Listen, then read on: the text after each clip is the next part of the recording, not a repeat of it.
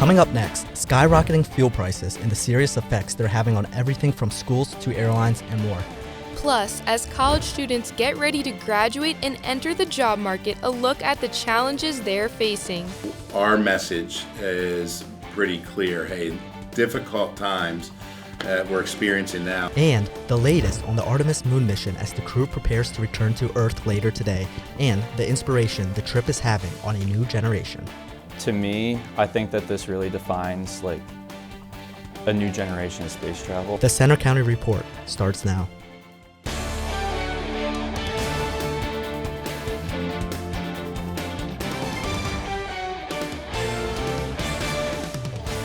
Good afternoon, I'm Mia Tricarico. And I'm Andy Lee. Thanks for joining us for the Center County Report. Our top story, high gas prices are starting to have more serious effects across Pennsylvania, and it's not just on everyday drivers. Reporter Jeremy Rose is live with more. Jeremy? Andy, the average price of regular gas right here at Sheetz is well over $4 per gallon, with the cost of diesel up over $6.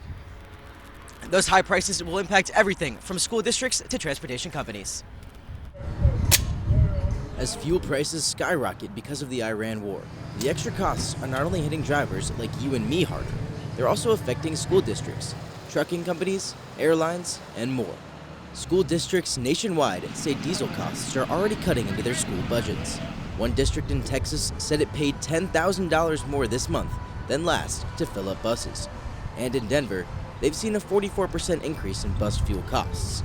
Some districts are moving money to cope, including purchase freezes and deferred maintenance. We asked the State College School District and School Board about the issue, but they declined to comment. Here in Pennsylvania, the average price of diesel is $6.11 per gallon. That's up more than $1 from a month ago. Fuel costs are affecting others too, including fire companies.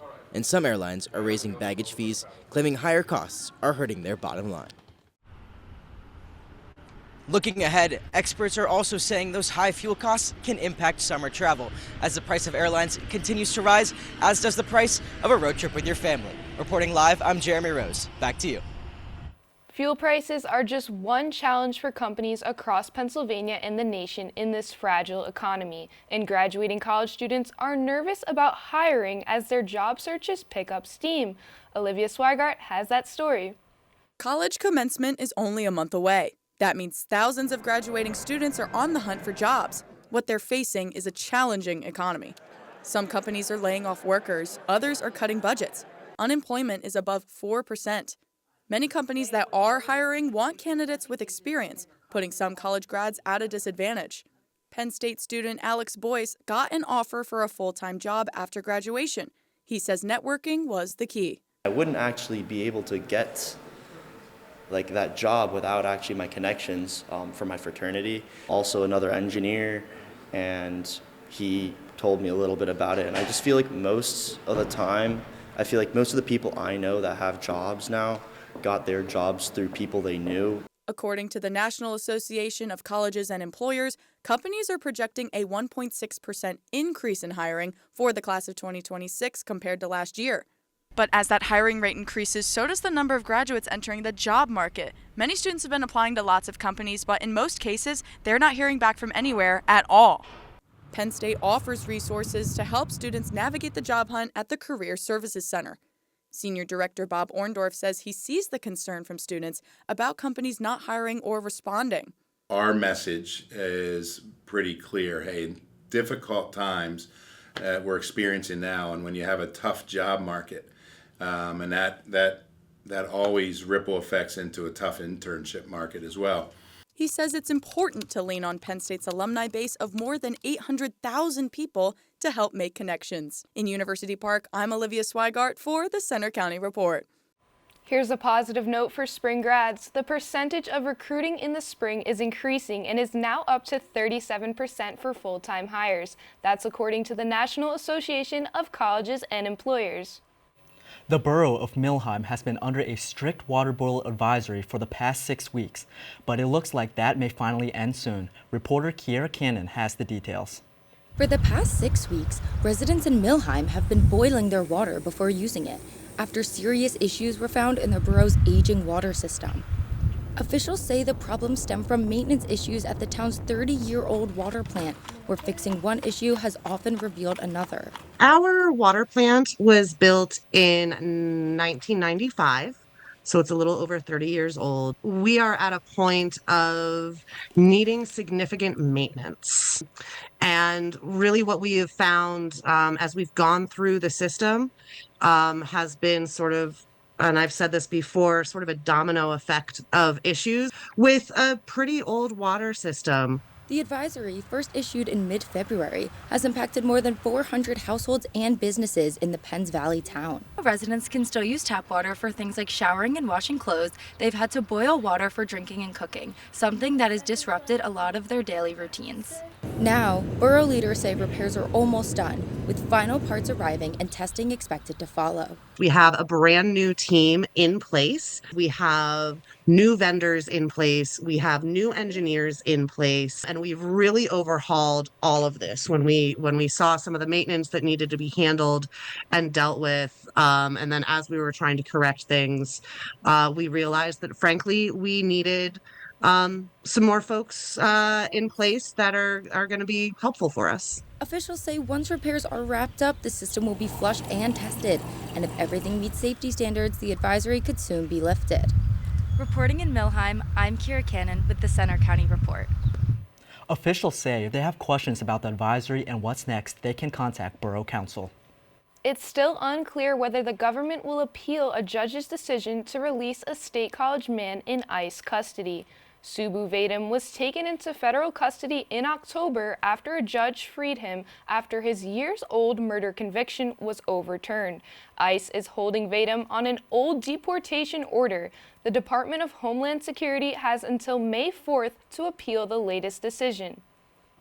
4 counties in Pennsylvania are making millions of dollars from holding immigrants for federal authorities. According to a report from Spotlight PA, the counties have earned more than $21 million in recent years through agreements with ICE. The topic is gaining attention as immigration enforcement increases nationwide. The counties are Clinton, Erie, Franklin, and Pike. A fire on Penn State's University Park campus caused a brief evacuation this week. It happened Wednesday at the Benkovic Chemistry Building. Firefighters arrived to find a fire in a vent hood in one room. They evacuated the building, put out the fire, and checked to make sure the flames didn't spread. There's no word yet on a cause. Penn State is launching a new hazing awareness and prevention program that's available to university student groups and employees statewide. Hazing has been a key topic at Penn State since the death of student Tim Piazza 9 years ago. The goal of the new program is to recognize hazing and the risks and learn how to safely intervene. That includes identifying things students may not recognize as hazing. Here at Penn State and at other colleges and universities across the country, there have been deaths that resulted in hazing. And again, going back to what I said the first time, safety and security is our most important thing. This is why we're here. We're not here to break up somebody's good time on a Friday night. We're here for your safety. To introduce the new program, University Police are partnering with the Our Voice Center for events and other resources. Sessions for the new program are about 30 minutes long, and information can be found at police.psu.edu. In just a few hours, the NASA Artemis II mission is set to end with a splashdown in the Pacific Ocean. Reporter AJ Nemitz says the astronauts have traveled further from Earth than any humans ever in history. 1. Booster ignition, and liftoff. After a spectacular launch, stunning photos, and a historic trip around the moon, the first crewed mission there in more than 50 years is almost back to Earth after 10 days.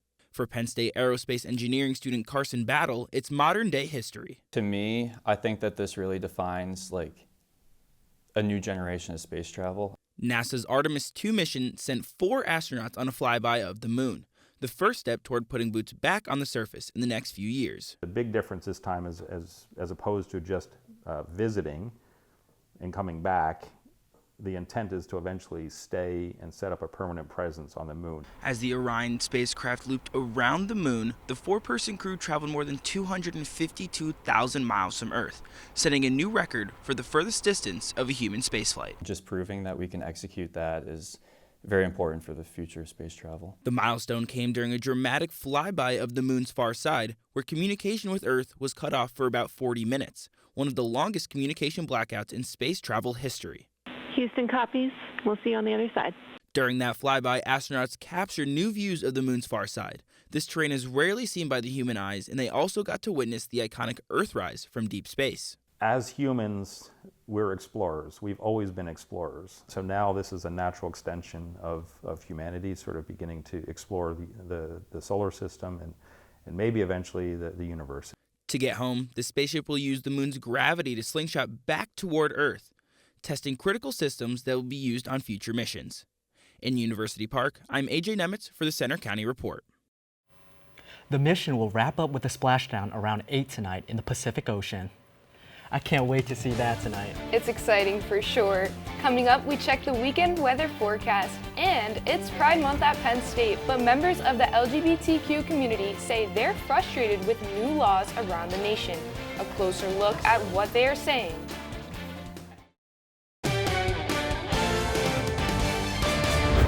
Pennsylvania's first underground state park is officially opening this month. Laurel Caverns in Hopwood, Fayette County is the state's 125th state park. It's also the first new one since 2022. The cavern begins tours for this season on April 22nd. Voting is underway at Penn State on whether to unionize faculty statewide. Voting continues through May 6th. In a statement, the university says, quote, "As an institution, we support the principles of democratic participation and respect our faculty's right to decide whether they wish to be represented by a union, and we encourage all eligible voters to review information from a variety of sources and make the choice they believe is best." It's Pride Month at Penn State, but some students say new laws aimed at limiting LGBTQ rights have them concerned. Ashley Mascaro has the story. This is one of many events highlighting Penn State's Pride Month celebration throughout April. The university is known as one of the most LGBTQ-friendly colleges in the nation. But in other parts of the country, some states are enacting stricter anti-transgender laws. Penn State Opulence President Zach Walborn says it's frustrating. It's something that is near and dear to my heart as part of the trans community. Seeing it happen before my very eyes is something that is infuriating. At the federal level, the Education Department terminated agreements with 5 school districts and a college protecting rights for transgender students. The International Olympic Committee has banned transgender females from competing in the 2028 LA Games, and Utah and Idaho have banned pride flags in government buildings and schools. Being told to disallow the flying of pride flags of something that is supposed to be a symbol for resiliency and for coming together and community building, and having it turned into a token of division, it's disheartening. Penn State organizations, including queer business leaders, host ongoing events. Vice President Hannah Sorella says it's all about inclusion. We have a variety of meetings. We have a lot of ones for professional development. We have workshops where we get the opportunity to bring companies in, whether they're recruiting or giving our club members skills. Chasm founder Emma Duffy says there are struggles right now. I think it's definitely a tense time, especially to be a queer person and proud. And it's really deterring for students and for children that are trying to kind of develop their own identities. But Penn State LGBTQ organizations say they'll keep celebrating. The Center for Sexual, Gender, and Diversity is hosting events all month long. In State College, I'm Ashley Mascaro for the Center County Report. For a full list of Penn State Pride Month events, check out the Student Affairs website.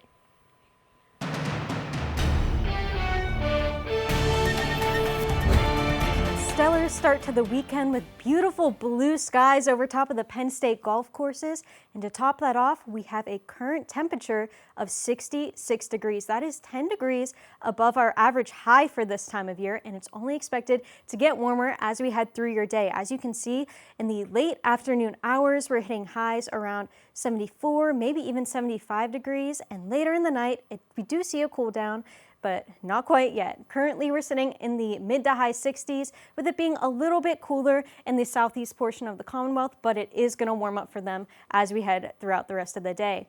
Taking a live look at our radar and satellite, mostly clear conditions over the entirety of Pennsylvania, but you can see some rain up to the northwest over Erie. And that is because of a cold front over top of the Great Lakes region that's going to be pushing through later tonight, and that's going to be making our Saturday a little bit chilly. Now, that rain isn't expected to hit until around 6 p.m. We do have a softball game today at Penn State, and that, if you are going to that, make sure you bring an umbrella in case these rain showers impact that towards the end of the game. Now, as we head into the early morning hours of Saturday, that rain should have completely moved out of the Commonwealth, leaving behind a few scattered clouds, but as high pressure settles into the area afterwards, we should be seeing beautiful, clear conditions and light winds throughout the entirety of your Saturday. Now, again, today is going to be the warmest day of the weekend with a high of 75. That's almost 20 degrees above our average high for this time of the year, with mostly sunny conditions until those rain showers make their way through and that cold front cools us down to a low of around 45 degrees. Bit of a wind increase as well before that cold front fully moves through and high pressure settles in, leaving us at a high of 61 and sunny and mild with lighter winds out of the northwest. Now, your 7-day, that warm pattern is expected to continue into next week, where we see the chance for showers return in the early week, but we also see the chance for us to make it to almost 85 degrees. Now, I don't know about you guys, but I cannot wait for that warm up. Me too. Spring has officially sprung. I can't wait for all the greenery and all the flowers to blossom. I love the warm weather, you know. Nothing screams spring quite like the Masters weekend with all the sports being underway. Now, here's Kate with sports.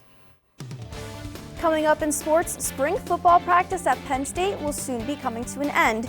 We check in to see what's new with the coach.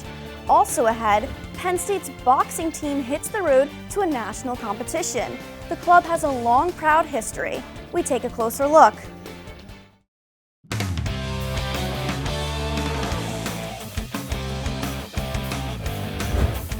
I'm Kate Howie with sports. It's week 3 of spring practice for Penn State football, and head coach Matt Campbell is working to strengthen the team.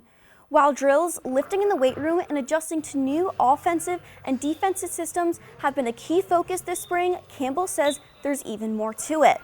There's a lot of growth process, so just showing up isn't good enough. How you study every day, how you prepare, how you take care of your body, all those things have really been our emphasis. And Campbell said yesterday's practice was a step in the right direction for the team. They have 2 weeks left before returning to Beaver Stadium for the Blue-White Open practice on April 25th. Penn State men's basketball is facing a roster overhaul as 7 players have announced plans to enter the transfer portal. Caden Mingo, Penn State's highest-rated recruit, announced he'll enter the portal after spending his first season with the Nittany Lions. Other players joining him are Eli Rice, Mason Blackwood, Melly Tunja, Freddie DeLeon V, and Justin Hauser. The legal case involving Penn State hockey star Gavin McKenna is moving forward. McKenna was set to be arraigned this week, but his lawyers waived it. He faces a misdemeanor assault charge. He's accused of punching and breaking a man's jaw after an altercation outside a bar. The case will now move forward to its next phase. To high school baseball now. State College will try to break a 2-game losing streak tomorrow when the Little Lions visit Central Mountain. They're coming off a 4-1 loss at home Wednesday against Cumberland Valley. The Eagles scored 4 runs in the first 3 innings. The Little Lions' only run came in the 6th inning from Connor Kolka. State College is now 3-3 on the season. Penn State Club Boxing is competing in Charlotte, North Carolina this weekend for a national title. I went to their practice before. They hit the road to see how they're getting ready. Penn State's proud boxing history began over a century ago in the 1920s. For more than 30 years, it was the #1 varsity sport at the university and won 5 championships. Today, it's a club sport, but the passion and tradition still runs strong. I've always loved being part of something bigger than myself. You know, I think there's virtue in that, being part of a team. The club is now heading on the road this weekend to represent Penn State in the National Collegiate Boxing Association competition. But without NCAA support, every dollar counts. For Penn State Club Boxing, Nationals is funded through donations. That support they receive through donations is making Nationals a reality for the team. So being able to go to Nationals with my teammates and put on for them, put on for the school even, it's like a 1 in a million experience, like a 1 in a million opportunity even. I'm excited. The team chose 10 boxers to compete.